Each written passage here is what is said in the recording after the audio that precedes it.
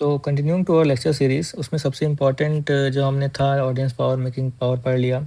अभी हम लोग दो अलग अलग चीज़ें पढ़ेंगे, कॉन्स्टिट्यूशनल डिस्क्रिशन और सिचुएशनल डिस्क्रिशन। एक्चुअली ये होते क्या है, ये समझने का प्रयास करते हैं।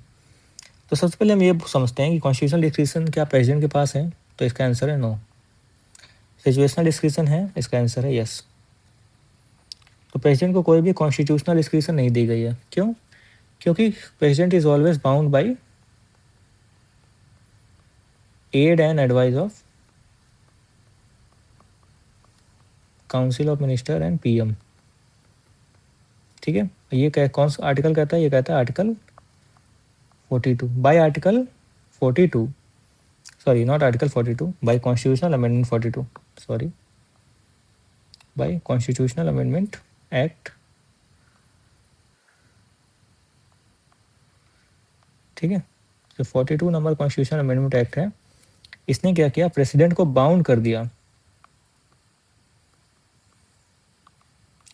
President is bound by aid and advice of council of minister, bound by to act.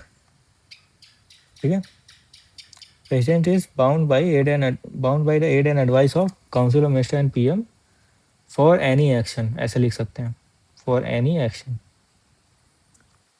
Okay, तो चूंकि ये लॉ जो है इसने क्या किया, 42 कॉन्स्टिट्यूशनल अमेंडमेंट एक्ट ने इनको बाउंड कर दिया, तो एक तरह से इनकी जो कोई भी कॉन्स्टिट्यूशनल डिस्क्रिशन थी उसको फिनिश कर दिया।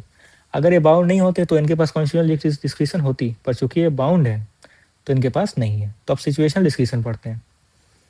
तो दो ही सिचुएशनल डिस्क्रिशन है जो आपको पढ़नी है। एक ये कि जो हमारे प्रेसिडेंट हैं उनके पास ये सिचुएशनल डिस्क्रिशन है कि he can appoint a prime minister.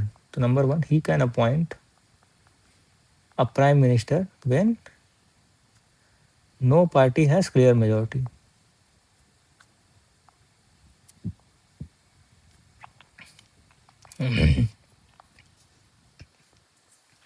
इसका मतलब क्या है? मान लीजिए हमारे पास बीजेपी है, कांग्रेस है और भी पार्टीज हैं। ठीक है, पार्टी 2, पार्टी 3, पार्टी 4, ऐसे खूब सारी पार्टीज हैं।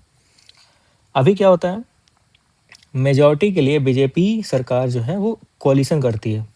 प्रेजेंट सिनेरियो में कोलिशन सरकार का नाम है एनडीए। ठीक है, तो एनडीए की जो सरकार है वो अभी मेजॉरिटी में है, ना कि बीजेपी की सरकार मेजॉरिटी में है। बीजेपी की सरकार एनडीए के कोलिशन में मेजॉरिटी में है। ठीक है, तो देश को गवर्न कौन कर रहा है? एनडीए की सरकार। तो ऐसे ही मान लीजिए कोलिशन बन ही ना पाए और एक पार्टिकुलर मेजॉरिटी जो लोकसभा को चाहिए वो मिल ही ना पाए। ठीक है, तो उस केस में क्या होगा? कोई भी पार्टिकुलर मेजॉरिटी ना होने के कारण, क्लियर मेजॉरिटी ना होने के कारण, अब प्रेसिडेंट के पास ये ऑप्शन ही नहीं है कि वो किसको पीएम बनाए, क्योंकि कोई भी पार्टी के पास इतना सफिशिएंट मेजॉरिटी नहीं है कि वो अपने आप को लोकसभा में कॉन्फिडेंटली वोट, अपने आप को वो क्या कर पाए, प्रूव कर पाए। ठीक है, कि I can lead the government by having this much of majority which is constitutionally अप्रूवन।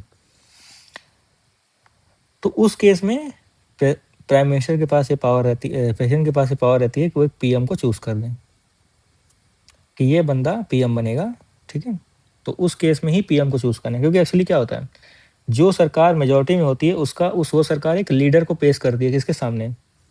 President के सामने। प्रेसिडेंट उस लीडर को प्राइम मिनिस्टर बना देते हैं। जैसे एनडीए की पूरी सरकार ने कहा कि हमारे लीडर नरेंद्र मोदी होंगे, और उन्होंने ऑनरेबल नरेंद्र मोदी को फिर क्या बना दिया? प्रेसिडेंट बना दिया, सॉरी प्राइम मिनिस्टर बना दिया। इस केस में ये पहली पावर है जो कि सिचुएशनल है। ऐसी सिचुएशन अराइज हो गई। अब ऐसी सिचुएशन और कब अराइव हो सकती है? जैसे मान लीजिए उसके अभी का सिचुएशन ऐसा हो गया कि प्राइम मिनिस्टर की डेथ हो गई, प्राइम मिनिस्टर की सीट ही खाली हो गई, जैसे हुआ था इंदिरा गांधी के मर्डर के केस में। तो इंदिरा गांधी के मर्डर केस में क्या होता है कि उनकी जो कुर्सी थी वो खाली हो गई थी। तो उस केस में भी यहाँ पे लिख सकते हैं हम लोग कि हैविंग नो क्लियर मेजॉरिटी और prime minister seat get vacant. ठीक है, तो प्राइम मिनिस्टर की कुर्सी खाली हो जाए किसी भी कारणवश, चाहे वो रिजाइन दे दें, चाहे वो हमारा मतलब वो डेथ हो जाए उनकी। ठीक है, तो उन सभी केस में क्लियर मेजॉरिटी ना होने के कारण, मतलब पीएम की सीट खाली होने के कारण उस पार्टिकुलर पॉइंट ऑफ टाइम में एक पीएम को अपॉइंट करने की पावर है किसके पास? हमारे प्रेसिडेंट के पास। अच्छा, कभी भी कोई भी सरकार अगर बोलती है कि मैं इस देश को लीड करूँगी, तो उस सरकार को क्या होता है, कॉन्फिडेंस प्रूफ करना पड़ता है, यानी कि मेजॉरिटी प्रूफ करनी पड़ती है। Confidence proof by council of minister and PM. ठीक है, सीओएम मतलब काउंसिल ऑफ मिनिस्टर। तो जब भी कॉन्फिडेंस प्रूव नहीं कर पाएगी, ठीक है, नो कॉन्फिडेंस नॉट प्रूवन, यहाँ लिख सकते हैं हम लोग कि confidence not proven by home, by PM and council of minister. तो जब लोग कॉन्फिडेंस प्रूव करने में सक्षम नहीं होते तो भी क्या होता है, तो भी प्रेसिडेंट क्या कर सकता है, इसको डिसमिस कर सकता है। डिसमिस क्यों करेगा, क्योंकि जब तक तुम्हारे पास कॉन्फिडेंस है तभी तक तुम क्या कर सकते हो, पीएम और council of minister executive head, real executive head की तरह काम कर सकते हैं। जैसे उनकी कॉन्फिडेंस खत्म, वैसे ही उनको प्रेसिडेंट को डिसमिस करना ही पड़ेगा। ठीक है, तो ये दूसरी सिचुएशनल डिस्क्रिशन है जो प्रेसिडेंट के पास होती है। आपने सुना होगा कि एक नो कॉन्फिडेंस मोशन होता है, नो कॉन्फिडेंस मोशन ये लाया जाता है। ठीक है, जब हम लोग मोशन पढ़ेंगे तो उसमें नो कॉन्फिडेंस मोशन पढ़ेंगे। ठीक है, आपने डिबेट और टीवी न्यूज़ में भी सुना होगा नो कॉन्फिडेंस मोशन के बारे में। तो नो कॉन्फिडेंस मोशन लाया इसलिए जाता है कि we have no confidence on the government which is at present. तो मान लीजिए कि कांग्रेस की सरकार ने अभी नो कॉन्फिडेंस मोशन ला दिया अगेंस्ट बीजेपी सरकार। ठीक है, ये बोल के कि बीजेपी सरकार एक्चुअल में उनके पास कॉन्फिडेंस है ही। कॉन्फिडेंस होने का मतलब क्या है कि they have sufficient MPs, member of parliament. Sufficient member of parliament होने से ही क्या होता है, उनके पास कॉन्फिडेंस होता है, दे कैन प्रूव मेजॉरिटी। तो if they are unable to do prove majority, it means they have no confidence, and when they have no confidence they should be dismissed. Okay, and here also same cheese, when they have no confidence, no clear majority, and when no party has clear majority, because if some party has clear majority, if one party has no, suppose this is the case, that this is party 1, this is party 2, this is party 3, now this party has no clear majority. Okay, this party has clear majority, this party has clear majority,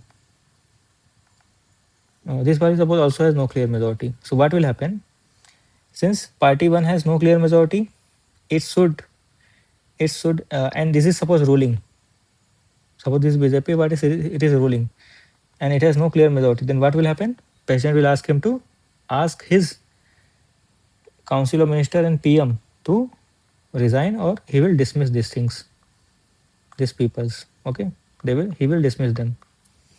Then he will do, he will go to party 2, party 3, and he will ask party 2 and party 3 to prove his majority. If party 2 will prove the majority, then his candidate, his leader will be made as PM. If party 3 can prove, then his leader will be made as PM. And in the worst case, this is the case number 1, no party has clear majority. Then what will happen? He will choose one. What is written here? He will choose one and he will appoint a PM of himself. Okay, so this is the way you have to understand constitutional and situational discretion. So thank you.